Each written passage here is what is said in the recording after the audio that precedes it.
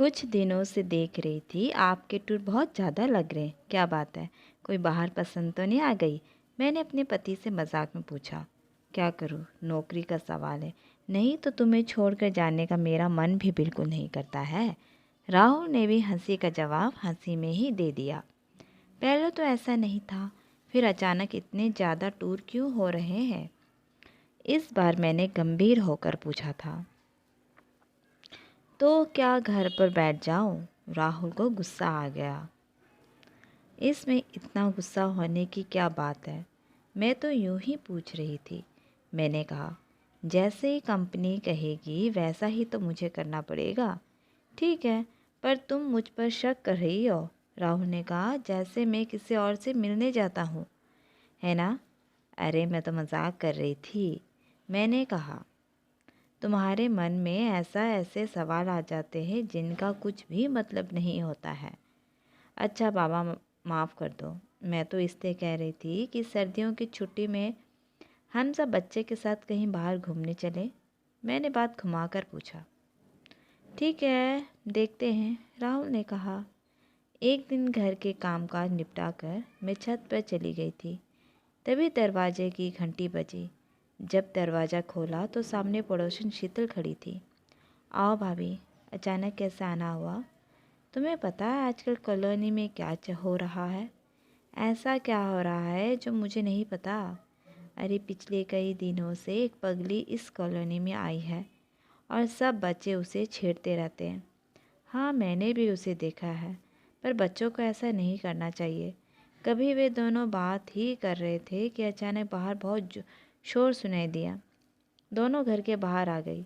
मैंने देखा कि एक लड़की भाग रही थी और कुछ बच्चे उसके पीछे भाग रहे थे। मैंने उस बच्चों को डांट लगाई और उसे अपने साथ घर में ले आई। अंदर आते ही वो लड़की बेहोश हो गई। उसके चेहरे पर पानी के छींटे मारे। होश में आने पर मुझसे लिपटकर रोने लगी।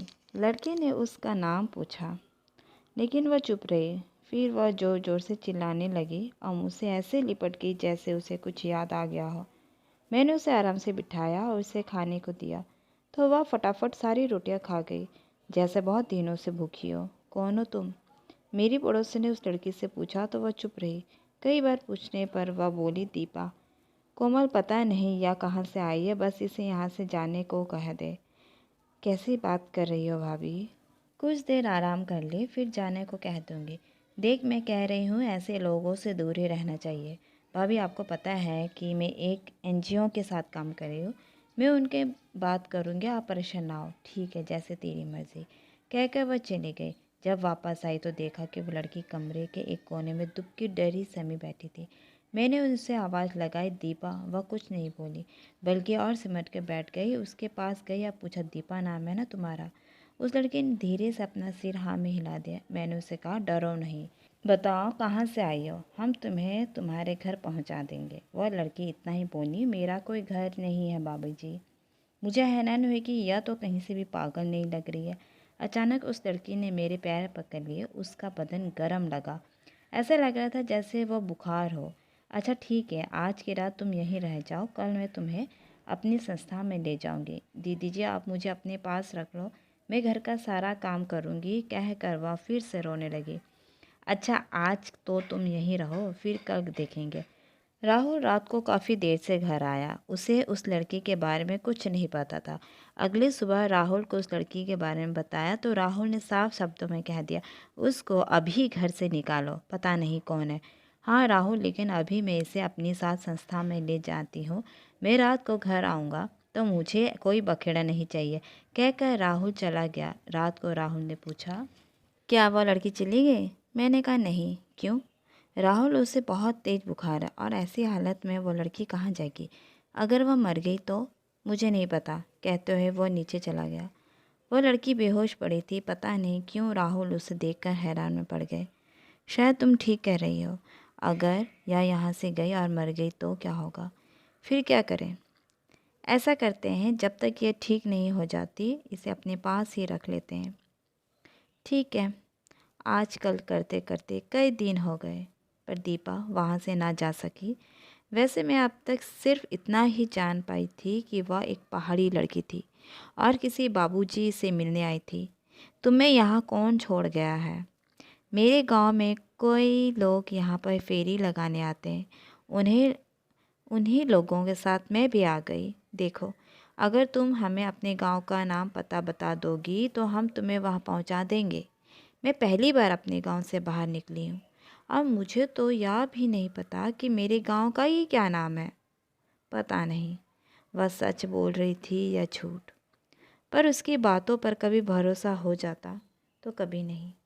अभी दीपा को आए कुछ समय ही बीता था कि मुझे पता चला कि वह माँ बनने वाली है। मैंने हैरानी से पूछा कि यह सब क्या है? कौन है इस बच्चे का पिता? लेकिन दीपा का एक ही जवाब होता, बीबी जी मुझे नहीं पता। शायद पागलपन के दौरे में किसी ने फ़ायदा उठा लिया होगा। तू याद करने की कोशिश तो कर, शायद याद आ जाएगा। नहीं बीबी जी, क्योंकि जब मुझे दौरा पड़ता है तो उस वक्त की सारी बातें मैं भूल जाती हूँ। मुझे कुछ भी समझ नहीं आ रहा था कि वह क्या करें, मैं क्या करूँ। मैंने राहुल से बात की तो वह सब कुछ सुनकर भड़क उठा। मैंने तो पहले ही कहा था कि इस चक्कर में मत फंसो, अब भुगतो। तो क्या उसे घर से निकाल दूँ? अब क्या घर से निकालोगी? रहने दो अब। मैंने अपनी पड़ोसन से बात की। सब ने यही राय दी कि उसे फ़ौरन घर से निकाल देना चाहिए, पर दीपा को मैं वहाँ से जाने के लिए एक बार भी नहीं कह पाई। दीपा के माँ बनने का समय भी आ गया था। अब तक एक बड़ी बहन की तरह दीपा को देखभाल कर रही थी। दीपा को एक प्यारी सी बेटी हुई। उस बच्चे को देखकर मुझे अपना बचपन याद आ गया। ठीक होने के बाद दीपा ने फिर से घर में काम करना शुरू कर दिया था। सब कुछ ठीक चल रहा था कि अचानक एक दिन सुबह मैंने देखा कि रसोई घर बिखरा पड़ी हुई थी। इसका मतलब अभी तक दीपा नहीं आई थी। कुछ देर तक उसका इंतज़ार करने के बाद मैं उसके कमरे में आई तो देखा कि दीपा कमरे में नहीं थी और उसका बच्चा पलंग पर ही सो रहा था। बच्चे को गोद में उठा लिया। बच्चे के पास एक चिट्ठी रखी थी। मैंने उसे पढ़ना शुरू किया। दीदी, मैं पागल नहीं हूँ, लेकिन मुझे पागल बनना पड़ा, क्योंकि अगर मैं ऐसा नहीं करती तो आप मुझे अपने घर में नहीं रखती। मैं बहुत गरीब घर से हूँ। कुछ समय पहले राहुल साहब मेरे गांव आए थे।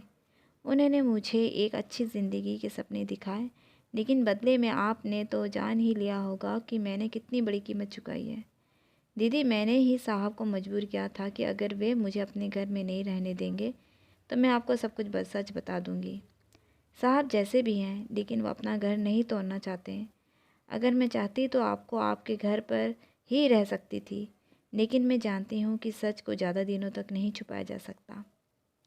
दीदी, आप इतनी अच्छी है कि कभी कभी मुझे लगता था कि मैं आपके साथ बेईमानी कर रही हूँ, लेकिन इस बच्चे की वजह से चुप कर जाती थी।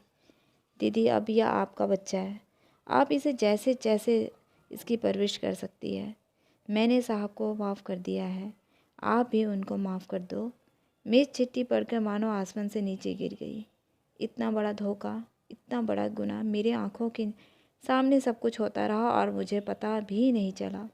मैंने कभी भी राहुल और दीपा को एक साथ नहीं देखा था और न ही दोनों को बात करते हुए भी सुना था।